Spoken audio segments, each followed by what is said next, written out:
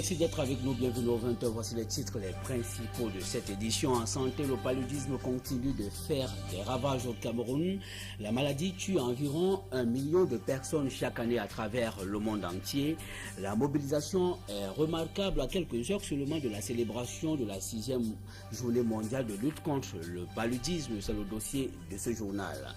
Budget d'investissement public dans le département d'Undé. Nous sommes à l'ouest du Cameroun. Le comité de suivi du BIP dénonce des manquements dans l'exécution des marchés publics dans cette partie du pays. Dans la seconde partie de ce journal consacré au débat, nous nous arrêtons sur l'action syndicale face à la précarité des conditions de vie des travailleurs. C'est à la faveur de la mobilisation des syndicats ce mercredi dans la ville de Douala, en prélude à la célébration de la 127e édition de la fête internationale du travail. Je vous retrouve dans un très court instant pour les détails.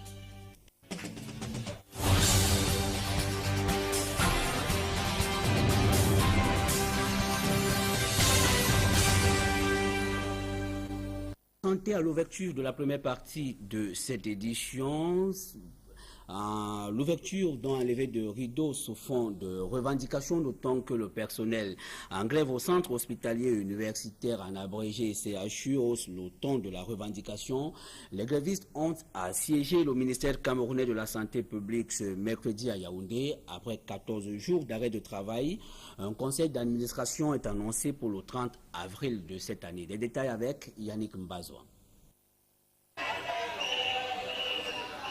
Après 2 semaines de grève dans les clôtures du centre hospitalier universitaire, le personnel a envahi ce mercredi 24 avril le ministère de la Santé publique. Nous sommes ici aujourd'hui parce que ça fait 2 semaines que nous crions sans cesse au CHU pour que le directeur général comprenne nos pleurs. Mais jusque-là, il reste hostile à toute négociation.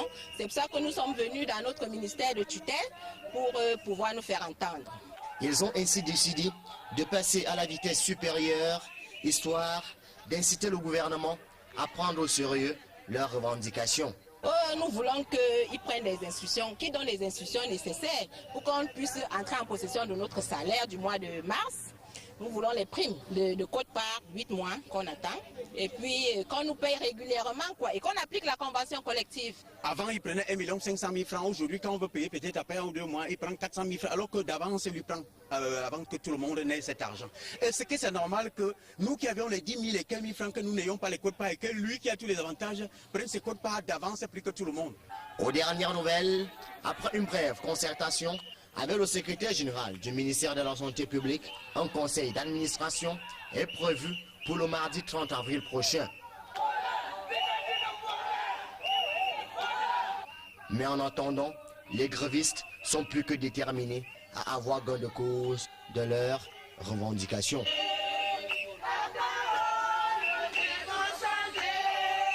Voilà, la grève se poursuit donc au centre hospitalier universitaire dans un contexte marqué par la précarité du plateau technique camerounais.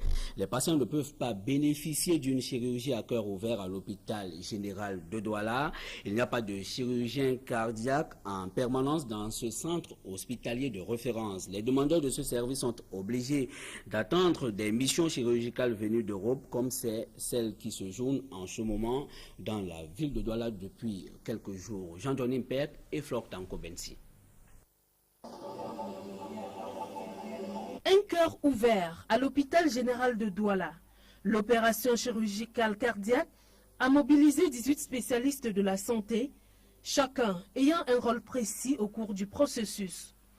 L'ouverture du cœur de la patiente a pris toute une journée de travail. L'une des valves au niveau du cœur de la dame a été détruite par une infection empêchant la circulation du sang. Au niveau du cœur, on a des valves qui sont comme des soupapes qui s'ouvrent, qui se ferment et qui permettent au sang de circuler. La patiente que nous avons pris aujourd'hui avec une localité sur la valve mitrale, c'est-à-dire la valve était détruite par une infection, ce qui entraînait une insuffisance mitrale sévère. Donc la chirurgie a consisté donc à ouvrir le cœur, à enlever la valve qui était détruite par l'infection et à changer, à faire un remplacement valvulaire. Seulement 3 patients ont été sélectionnés pour bénéficier d'une opération à cœur ouvert au cours du séjour de la mission cardiovasculaire belge à Douala.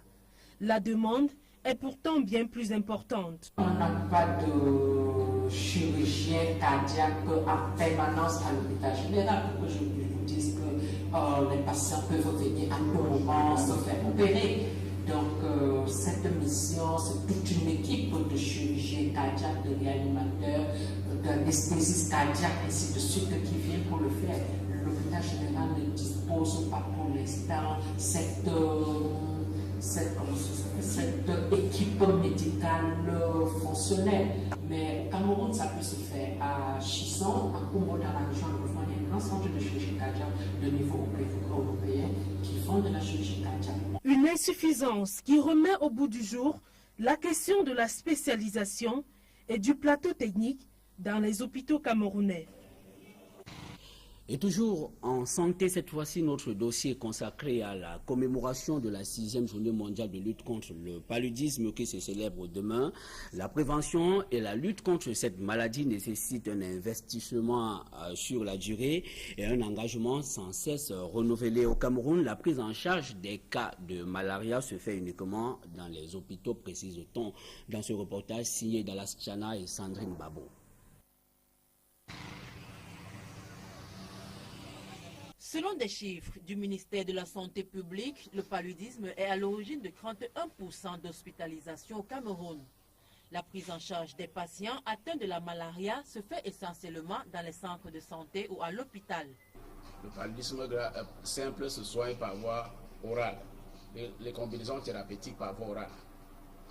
Et le paludisme grave, naturellement, ça doit être à l'hôpital et par voie parentérale parce que le paludisme grave, il y a quelques signes comme les vomissements qui ne permettent pas de prendre les comprimés. La prévention, c'est la meilleure lutte contre le paludisme. La prévention, elle va concerner tout le monde, l'individu, l'environnement. Problème majeur de santé publique, le paludisme est l'une des maladies les plus fréquentes.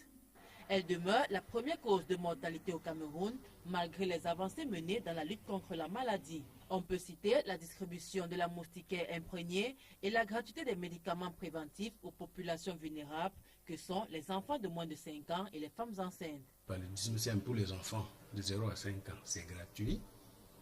Les femmes enceintes aussi, la prévention, elle est gratuite. Et en plus des médicaments, il y a des moustiquaires. Actuellement, toutes les femmes qui viennent en consultation prénatale reçoivent des moustiquaires imprégnés d'insecticides. Quand les malades viennent, les malades d'une manière générale qui viennent, il y a des séances de causerie. Chaque matin, on en parle, la prévention, comment utiliser la moustiquaire imprégnée quand on est à la maison, quelle est la durée de protection et après combien de temps est-ce qu'il faut faire réimprégner. Le test de diagnostic rapide pour évaluer la charge plasmodiale dans le sang du patient et les activités de prévention dans les domiciles se sont également greffés aux stratégies de lutte contre le paludisme. Et comment tordre le cou à cette maladie? La question se pose aujourd'hui avec acuité, disponibilité des médicaments et effectivité de la prise en charge chez des enfants de moins de 5 ans notamment, accentuation de la distribution des moustiquaires. Voilà quelques pistes à explorer pour réduire davantage le taux de prévalence du paludisme au Cameroun. Marcelin Gangsop.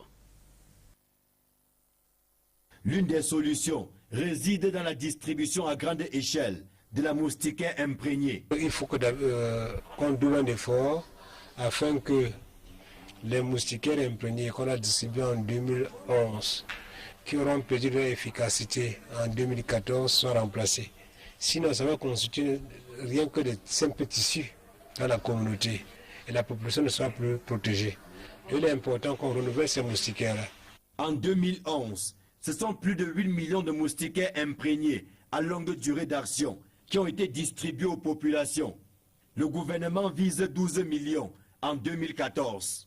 Il faut à peu près 43 milliards de francs CFA pour réaliser cette ambition. Le seul gouvernement ne peut pas, ou le ministère de la Santé ne peut pas seul mobiliser ces fonds. Il faudrait également que les médicaments pour traiter nos femmes enceintes, qui constituent un groupe vulnérable pour le paludisme, soient toujours disponibles.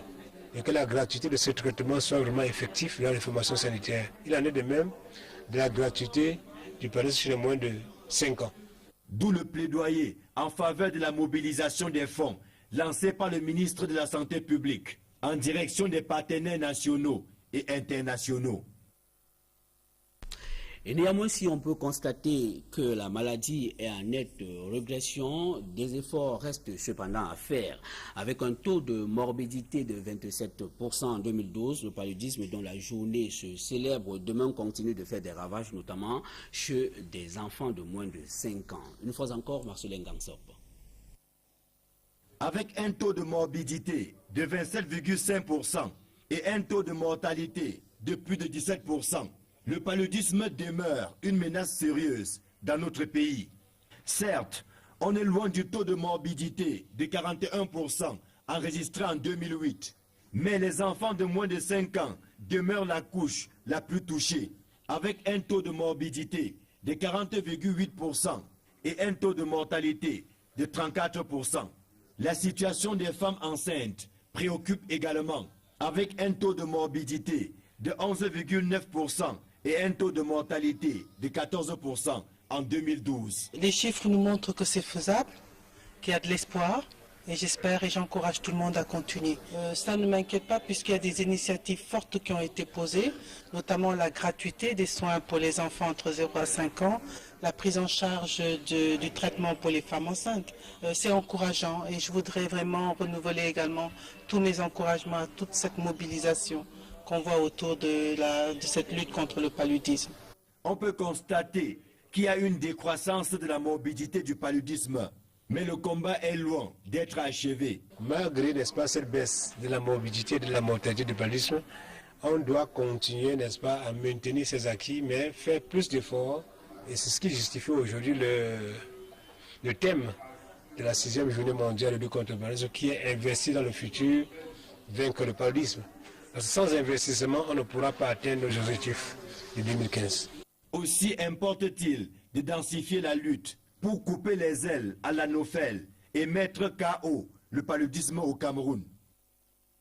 Beaucoup d'efforts restent également à faire pour assainir le milieu de vie des populations. L'insalubrité, la promiscuité et le mépris des règles d'hygiène favorisent considérablement le paludisme. Beaucoup de quartiers dans la ville de Douala partagent leur quotidien avec l'anophèle femelle. C'est le cas du lieu dit Newton Aéroport dans l'arrondissement de Douala 3e. Samuel Tchoufa et Merveline Tapi. Quartier Newton Aéroport 5, un paradis de moustiques parmi tant d'autres. Nous sommes à la pénétrante est de la ville de Douala. La promiscuité et l'insalubrité rythment le quotidien des populations. Le contenu des toilettes se déverse dans cette eau noirâtre. Les déchets accumulés ça et là en font une véritable décharge à ciel ouvert. Un mélange d'odeurs qui produit un cocktail explosif et qui, pour l'anophèle femelle, est le lieu de reproduction par excellence. Déjà à partir de 15 heures, là, c'est franchement grave. On ne parvient pas à rester dehors à cause des moustiques. Donc on est obligé de s'enfermer dedans et fermer les rideaux, même les portes. Une cohabitation entre l'homme et le moustique qui n'est pas de tout repos. Et dans la nuit comme ça, vraiment vous ne pouvez pas rester aisément au salon. Parce que tu ne fais que te frapper de gauche à droite. Moustiquaire imprégné, spirale anti-moustique, chacun y va de sa manière pour mettre sa famille à l'abri. Déjà vers 16h, je fais l'effort d'enfiler le moustiquaire, je la mets à l'intérieur, oui. Chaque soir, quand il veut y dormir, j'envoie, on achète mon montage à 50 francs autour de 22h, puisque si j'allume ça déjà à 20h, avant minuit, ça sera fini et bon, les moustiques encore ont commencé à nous manger, même si on est dans le moustiquaire. Dans certains cas, un mode vestimentaire s'impose. Parce que le pantalon pour les filles, parce que je ne peux pas taper avec mes mains. Je brise le poisson parce que si j'étais avec les mains, le sang, tu vas servir les gens avec le sang. Tu ne peux pas servir les gens avec le sang. Au-delà de toutes ces précautions, l'assainissement de ce quartier reste une priorité. Vous voyez qu'il y a les eaux sales partout. Or, c'est rigolo si peut-être c'était, disons, évacué, on ne pouvait pas avoir ce genre de problème. Alors, par contre, pour moi, vraiment, je préfère même le sida par rapport au palu. Hein. Mais en attendant, des milliers d'enfants continuent de mourir de paludisme. La mortalité maternelle reste importante au Cameroun. Il faut la réduire considérablement. C'est le sens donné à la 5e édition des journées scientifiques du personnel et des spécialistes en santé de reproduction. Le conclave vient de se tenir à Bafoussam, dans la région de l'ouest du Cameroun. Jérôme Narcisse Sobze. C'est sous le thème « La maternité à moins de risques » que se sont déroulés jeudi et vendredi dernier à Bafoussam les 5e journées scientifiques nationales des sages-femmes, infirmiers, accoucheurs et spécialistes en santé de reproduction. Après Yaoundé, Maroua, Garoua et Limbé, c'était autour de la région de l'Ouest d'abriter ces journées qui étaient présidées par le gouverneur de la dite région, M. Midiawa Bakari. Alors, si on dit toujours que ce que femme veut, Dieu le veut, vous savez d'abord cette initiative, la programme nationale et régionale, nous avons fait l'honneur de saluer la région de l'Ouest pour abriter ce processus. C'est de voir le rapport des prix, de coûts qui sont exorbitants. Les démarches sont en train d'être faites, on a dit madame la représentante nationale, le président public, qui voit reprendre en charge les femmes d'accoucher sans difficulté. L'objectif général est de contribuer à la réduction de la mortalité maternelle par l'organisation des journées scientifiques nationales. C'est fort de cela que l'Association nationale des sages-femmes, infirmiers, accoucheurs et spécialistes en santé de reproduction s'est vu l'obligation de contribuer à la visibilité de la profession et à la réduction de la mortalité maternelle par l'organisation de ces journées scientifiques nationales. Cette année, le Bureau régional de l'Ouest a pris l'initiative d'abriter les 10 assises. Il est à noter que le taux de mortalité maternelle reste très élevé en Afrique. Paradoxalement, la profession de sage-femme regresse dans beaucoup de pays. Et vu son rôle incontournable dans la réduction de la mortalité maternelle, l'insuffisance de la formation personnelle, le recyclage ainsi que la prise en charge restent d'actualité. Exposé, restitution, échange, pratique ce modèle anatomique est également au menu de ces journées dont on prépare plus de 500 personnes. Et la 127e édition de la Fête internationale du travail se célèbre le 1er mai prochain. L'Union départementale des syndicats des travailleurs du Vori va en guerre contre la fraude au défilé. La corporation accuse les forces de l'ordre et le gouvernorat du littoral de favoriser l'accès aux entreprises en situation irrégulière. L'Union des syndicats était face à la presse ce mercredi dans la ville de Douala. Jean-Denis Mpek et Sylvestre Hippolyte Zangao. En 2012, la 126e édition de la Fête du Travail a été marquée par des actes de corruption lors des inscriptions et du défilé dans le département du Vouri. Des entreprises ont pris part à la parade alors qu'elles ne s'étaient pas acquittées de leur droit de participation. Les organisations syndicales pointent un doigt accusateur sur des complicités sur le terrain. Mais les fraudes, c'était quoi en fait? C'était l'incompréhension. Parce que je ne voulais pas parler de complicité, mais d'incompréhension entre les syndicalistes de la commission de défilé et le protocole du gouverneur.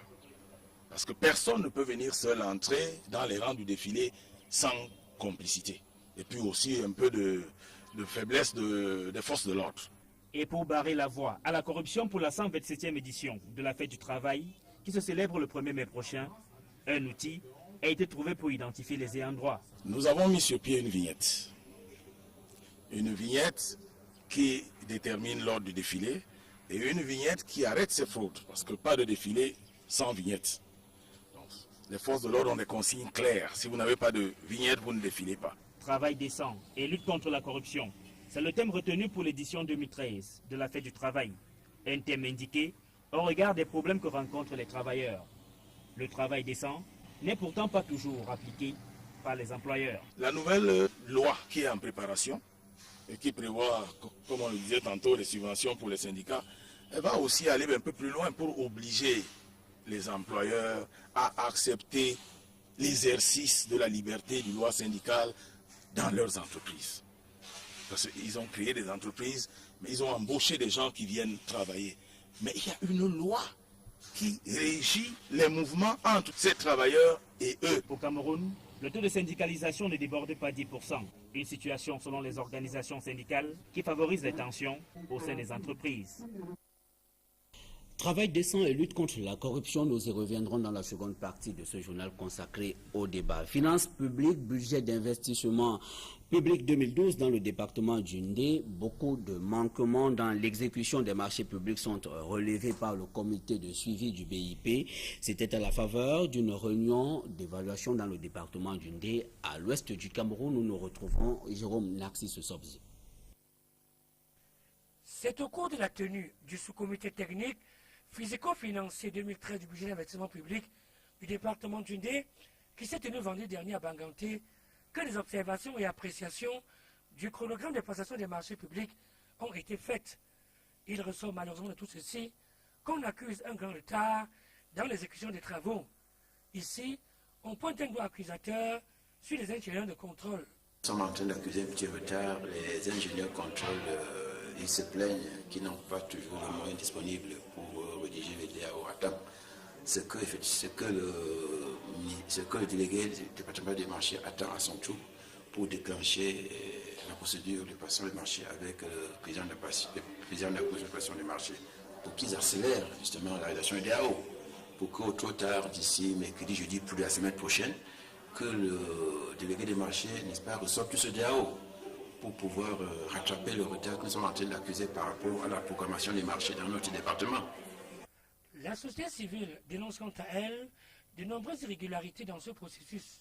Notre rôle ici, nous avons cherché à rappeler aux gens que notre rôle est quand même de donner cette perception, ces appréciations. Quand c'est bien fait, selon les populations, ils vont venir répercuter ça au niveau du comité. Quand ce n'est pas bien fait, nous allons être leur porte-parole pour dire nous sommes en train de voir ceci ou cela.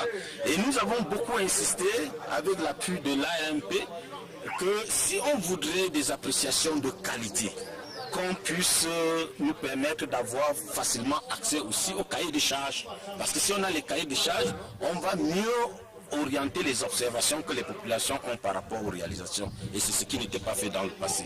Autant de dysfonctionnement qui a poussé l'agence de régulation des marchés publics à lever le ton. Une programmation a été mise sur pied et élaborée par le ministère des marchés publics en collaboration avec l'expertise des responsables RMP. C'est cette programmation qui est ce qu'on appelle notre calendrier de suivi. C'est ce calendrier qui nous permet de savoir à n'importe quelle heure, à quel niveau on se situe. Et c'est cet outil qui nous permet de savoir si nous sommes en retard, si nous respectons celle-ci ou nous sommes en avance par rapport à notre programmation. Et sans la programmation, le suivi de la passation et de l'exécution n'est que ruine de l'âme. Le constat est donc clair. Le département du Ndé est à la traîne et on dit ici pouvoir réussir dans les tout prochains jours à débloquer la situation afin qu'au prochain sous-comité technique physico-financier du budget d'investissement public dans cette partie du pays, que ce retard soit véritablement rattrapé. Et pour refermer la première partie de ce journal, les comptes administratifs des communes d'arrondissement de Barré-Bakem et de Mélan adoptés malgré le faible taux de réalisation. 49% seulement. Ce taux traduit la faible implication des conseillers municipaux qui sont pour la plupart des contribuables. Le préfet du département du Mungo qui a présidé la session d'adoption a tiré la sonnette d'alarme. Julingue et Cyril Diemba. Évalué à 49,70%, le taux de réalisation des projets dans le département du Mungo est relativement faible quant aux attentes de la population. L'autorité préfectorale pointe un doigt accusateur sur l'incivisme fiscal, considéré comme l'un des multiples facteurs qui entravent le développement et la réalisation des différents projets. Cette remarque a été faite au cours de la rencontre portant sur l'adoption du compte administratif de l'année 2012 à Barré-Bakem. Le fait a bien dit ceci, qu'il faut que tous les conseils municipaux payent les taxes. C'est ça qui vont donner l'exemple à toute la population. Demander au maire de faire encore plus de recrutement et d'aller vers le sous-préfet, le commandant de brigade, le commissaire, pour qu'ils puissent renforcer la commission à recouvrir les impôts parce que dans notre localité, les gens ne veulent pas payer les impôts. À cela s'ajoute la quasi-inexistence des projets générateurs de revenus. Un déficit causé par la faible implication des différentes parties prenantes à la réalisation des chantiers en cours. J'ai une commune vraiment très très riche mais moins exploitées. C'est pourquoi je demande à toutes les forces vives de l'enregistrement qu'on se mette ensemble pour pouvoir apporter. Vous avez vu, mon marché nous donne presque 50 000. La semaine, ça fait 200 000. J'ai une masse salariale de près de 2 000. Alors, si moi, je ne cherche pas les projets régénérateurs de revenus, je ne peux pas m'en sortir. Je ne peux pas rester là pour attendre à chaque fois les centièmes additionnels. Un budget prévisionnel évalué à des millions de francs CFA a été adopté pour servir d'appui aux chantiers dits générateurs de revenus. Voilà, madame, monsieur, c'est la fin de la première partie de ce journal. Je vous invite à présent à nous retrouver dans la seconde manche consacrée au débat.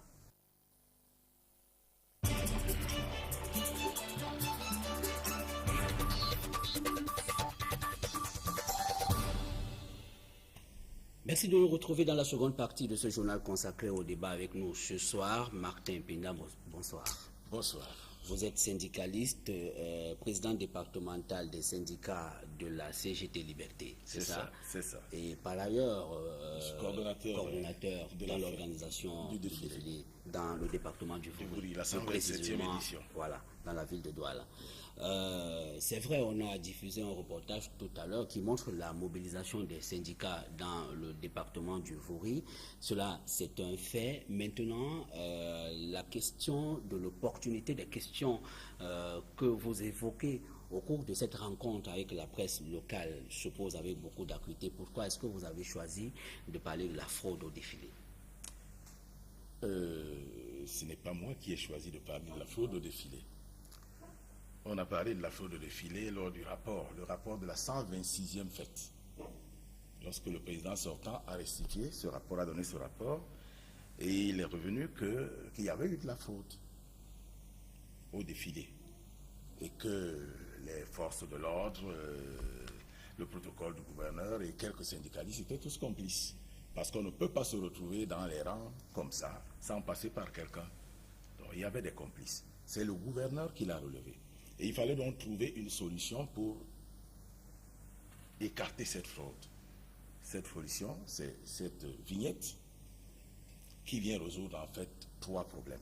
Premièrement, la vignette résout le problème de la fraude. Deuxièmement, la vignette détermine l'ordre dans les rangs du défilé.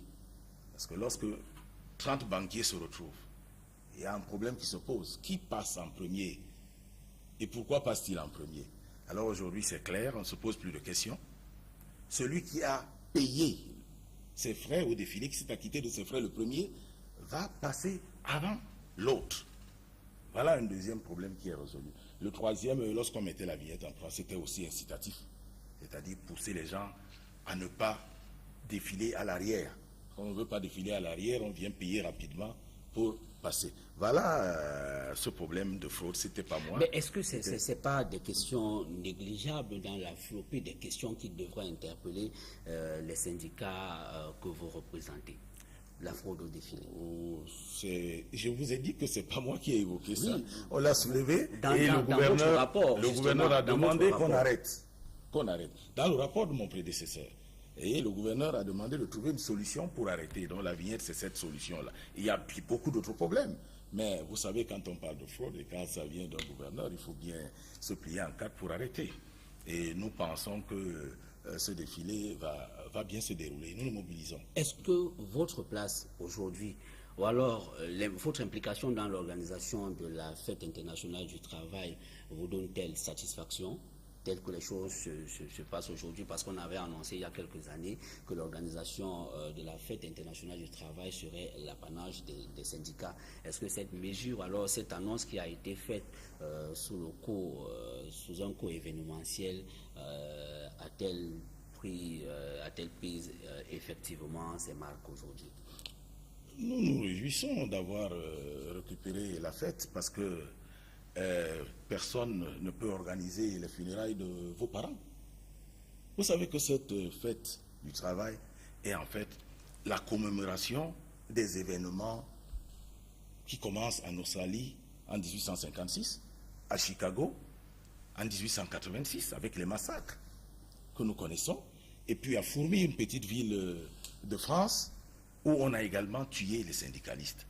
C'est ces événements, et ces syndicalistes réclamaient une journée de travail de 8 heures. Nous, aujourd'hui, nous profitons de cette journée de travail de 8 heures. Ce sont nos parents, ce sont nos camarades. Et c'est nous qui devons organiser la fête du travail. Vous comprenez? Nous devons l'organiser parce qu'il s'agit de nos camarades qui sont tombés pour défendre des droits qui nous profitent aujourd'hui à nous. Voilà pourquoi nous sommes fiers de récupérer la fête et nous nous employons à bien l'organiser. Alors, mais à quoi est-ce que cette fête vous sert décidément, lorsqu'on sait que d'habitude, vous êtes en retrait face aux véritables problèmes des travailleurs et que vous ne sortez que de manière opportuniste? Excusez-moi de dire que la presse est peut-être mal informée. Personnellement, je me suis impliqué dans la conclusion... Vous allez le démontrer. Je me suis impliqué dans la conclusion de la convention des journalistes. La convention collective des journalistes. Avec la Confédération française du travail, j'ai animé moi-même, ici à Douala, l'hôtel Planète, un séminaire à Semé Beach. Est-ce que vous pensez que c'est suffisant? Non, attendez, maintenant, je commence d'abord par ça. a été signée. Est-ce que vous avez vérifié qu'elle est appliquée dans les médias à qui elle s'adresse? Nous avons vérifié, mais voilà ce qui se passe. Quand on conclut une convention, ça dit qu'on définit un cadre de travail. Maintenant, nous, les syndicats, d'abord à la presse, il y a un problème. C'est que les patrons des organes de presse n'acceptent pas. Nous supposons que vous parlez de la presse parce que vous êtes dans un... Oui, non. C'est une illustration. Non, je parle de la presse, mais c'est pour dire que là-bas, les conventions ne sont pas là. La convention n'est pas respectée. Elle n'est pas respectée dans les sociétés de gardiennage. Elle n'est même pas respectée dans certaines banques. Ça, c'est intolérable dans le secteur tertiaire que les conventions ne soient pas respectées. Il y a des banques que je ne veux pas nommer ici qui n'acceptent même pas les délégués du personnel, l'exercice du droit syndical. Ce n'est pas normal.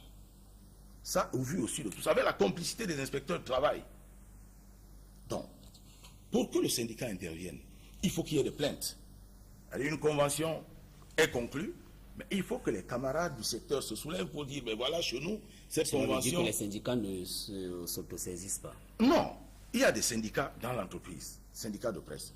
Mais ces syndicats peuvent être débordés. Ils vont faire appel à leur union départementale, à leur confédération. Et là, ensemble, on est beaucoup plus fort. Mais je disais aux journalistes ce matin, lors de la conférence de presse, mais vous, on ne vous entend pas. Vous êtes pourtant ceux qui ont tous les moyens pour crier fort. C'est vous qui parlez des autres, qui faites entendre les problèmes des autres. Mais vous ne criez pas. Vous êtes complices de votre propre situation. Vous devez être les premiers à dire... Vous avez le soutien des syndicalistes également. Oui, Est-ce que vous pensez que l'action syndicale est promue dans les entreprises en général et particulièrement dans les entreprises de presse? Est-ce que effectivement vous jouez votre rôle de sensibiliser, votre rôle de former, votre rôle d'interpeller? Et j'ai des amis qui dirigent des syndicats dans votre secteur. Ils se battent, mais je crois que leur action reste timide. Il faut une action forte. Parce que votre métier est noble. Vous faites un métier sans lequel tout le monde serait dans le noir. On ne saurait même pas où va le monde. Chaque matin, quand nous nous réveillons, nous regardons la télévision. Quelques instants après, nous sommes des hommes nouveaux. Des hommes qui savent comment fonctionne leur monde et où il va. Votre métier est noble. Et il faut le valoriser. Il faut utiliser toutes les formes de pression pour que le journaliste soit pris en considération. Parce que son métier est noble, je le répète encore. Mais, cette année, je crois que vous allez peut-être l'évoquer, vous avez vu les thèmes de cette année. Travail décent et lutte contre la corruption. Travail décent. Alors, quelle est l'évaluation que vous faites des conditions des travailleurs dans les entreprises au Cameroun?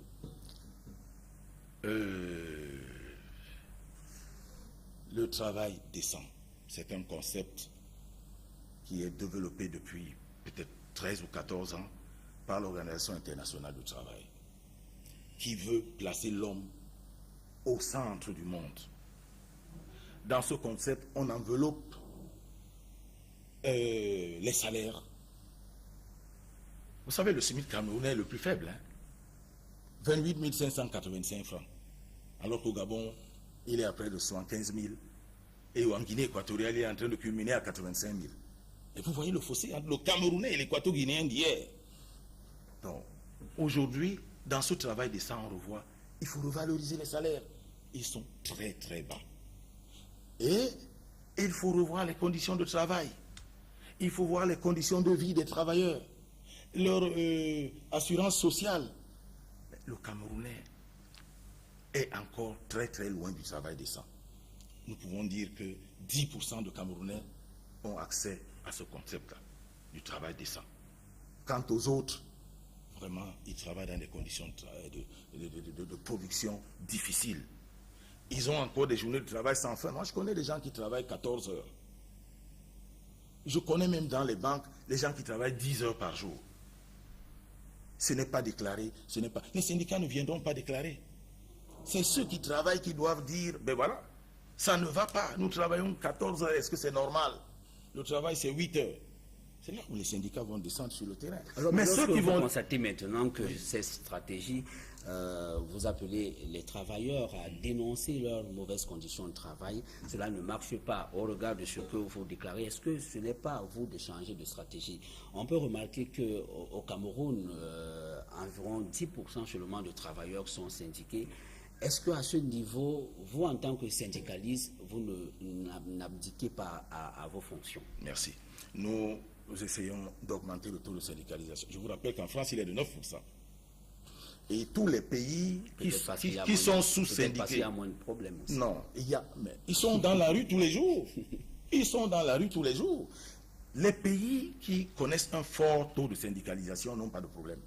Les pays scandinaves, en Suède, en Norvège, la syndicalisation est de 95%. Et vous ne les verrez pas descendre dans la rue parce qu'ils ont un cadre beaucoup plus propice pour résoudre leurs problèmes. L'employeur discute d'égal à égal avec les travailleurs. Ils sont syndiqués à 95%, ils représentent une force de pression. L'employeur ne peut pas s'amuser avec eux. Lorsque dans votre entreprise, vous voyez un taux de syndicalisation de 5, de 10%, vous pouvez parler fort, vous pouvez bafouer les droits fondamentaux.